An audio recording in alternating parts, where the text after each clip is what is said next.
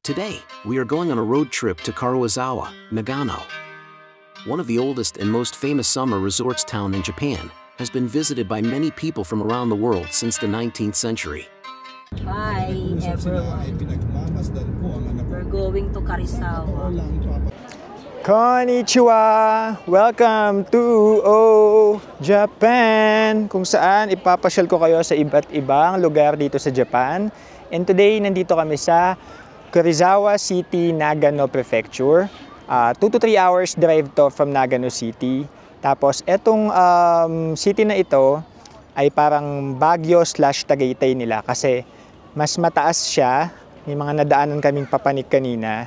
And mas malamig ng very light yung weather dito. Kaya sikat tong lugar na to na puntahan ng mga family pag gustong magbakasyon. Parang Baguio nga sa atin. And ayun, yung mga nadaanan namin kanina, parang Baguio din, ang daming pine trees. Basta, ganun yung vibes niya, parang Baguio siya. Tapos, nandito kami ngayon sa Prince Shopping Plaza. Sobrang lawak na itong plaza na to. Mula doon, paikot siya. Paikot yan. Puro shopping center. Tapos, ano to? Pangalan nito. Madami ditong mga outlet store. Gaya kanina galing kami sa Nike and Adidas outlet. Kami ay namili doon ng mga iba't ibang damit. Tapos may mga sale kasi. Ano kasi ngayon?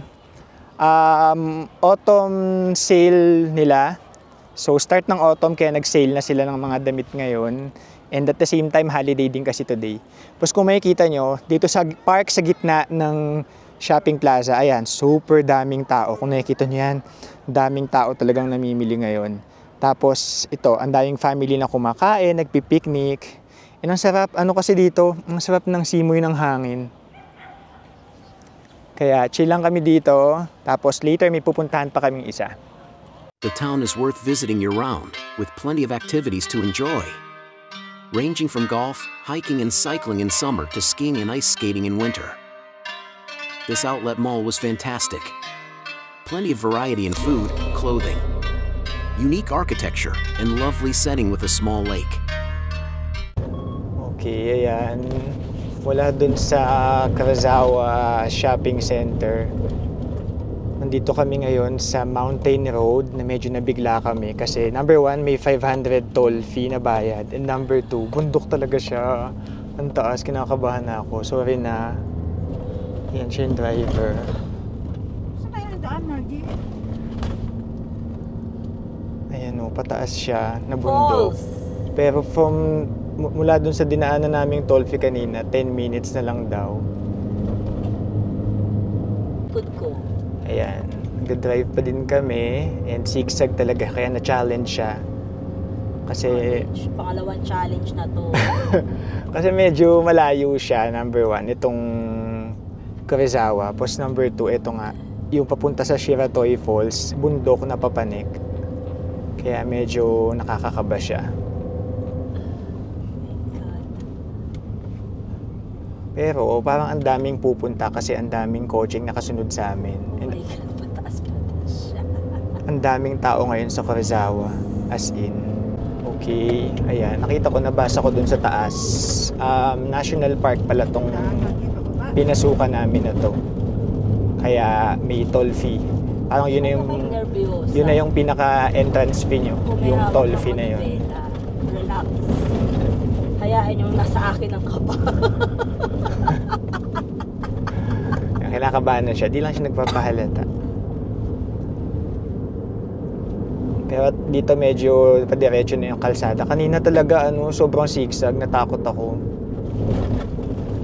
Ikaw para takot. Kaya talagang ang pinsan ko ay the best. Ayan.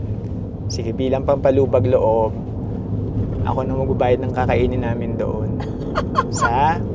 Alam ko may mga kainan sa labas ng falls eh. Ito maganda na yung kalsada. Ayan, look at the road. Ito yung kalsada. Ganda na.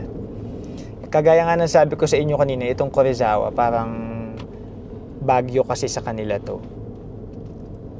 Diba? Parang naano yung tenga ko. Pero tignan nyo, kahit zigzag siya, ang dami pa ding papunta dun.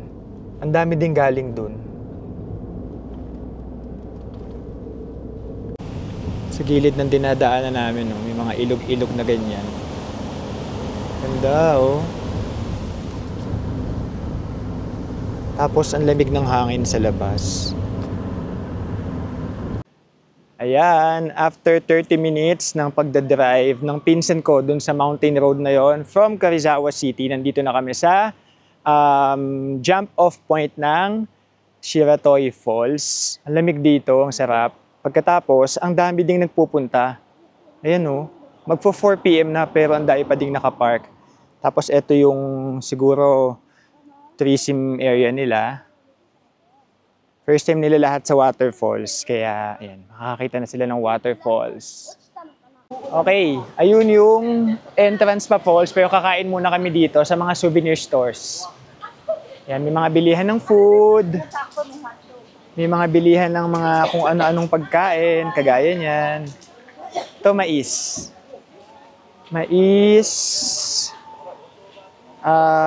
Ito, may mga kainan. Basta puro kainan yan. Yan, mula doon, mula dito, gandun, kainan siya sa souvenir stores. So, ito yung bilihan ng pagkain at souvenir shops dito sa labas ng entrance ng falls. Tapos dito sa kabila, kung makikita nyo, yan yung mga nag-aantay ng bus pabalik dun sa city center. Okay, simula na ng aming mini hike and 4:30 PM na pero super dami pa ding tao dito. And feeling ko hindi naman magiging mahirap yung hike na to kasi patag naman yung dinadaanan namin. And ang lamig. Ang lamig, parang aircon. Tapos tingnan nyo, dinadaanan namin may mga may sapa na may umaagos na tubig. Galing yan sa waterfalls for sure. Kasi ito yung path. Ayan. Super iksi lang nung hike. Wala pang 10 minutes. Ito na agad yung falls. Ito na agad oh. Ayan. Ito yung parang may falls pa dito sa baba. Tapos umaagos yung tubig pababa doon. Tapos ito na yung actual waterfalls. Ayan na yung falls. Mababa lang siya, pero malapad siya. Hanggang dun. Tapos ang Shiratoy, ibig sabihin daw nun, white na sinulid or white na thread. Kasi yung mga tubig, parang white na thread na bumabagsak. Tapos kung makikita nyo doon, mayroong coins oh. Baka wish yan, wishing coins. Pati dito oh, daming coins. Baka pwedeng maghagis dyan.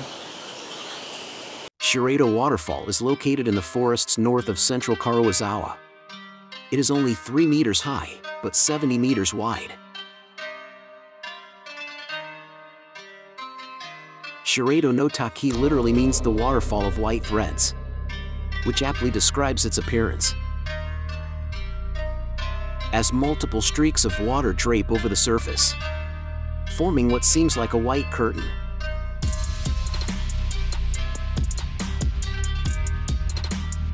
It is a somewhat popular destination for autumn colors around late October each year. Ayan, si Timil, sinahawakan niya yung tubig. Super lamig. Patry din natin yan. Subukan ko yan. Oo! Subukan natin hawakan ng tubig.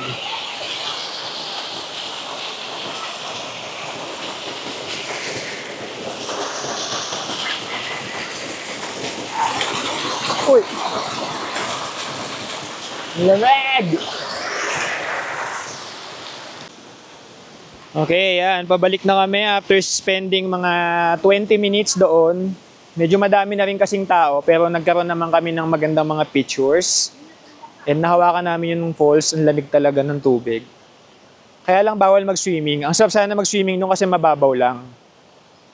Pero ayan, pabalik na kami. Mga 5 minutes lang to pababa. Ayan, pauwi na kami. Nandito na kami ulit sa malapit sa parking area. Super nag-enjoy ako dito sa ginawa namin sa falls na to kasi sobrang lamig, sobrang lapit lang niya. konting hike lang nandun na siya. And ang ganda ng waterfalls. So hanggang sa susunod na episode ng Oh Japan, bye na muna for now, Jane!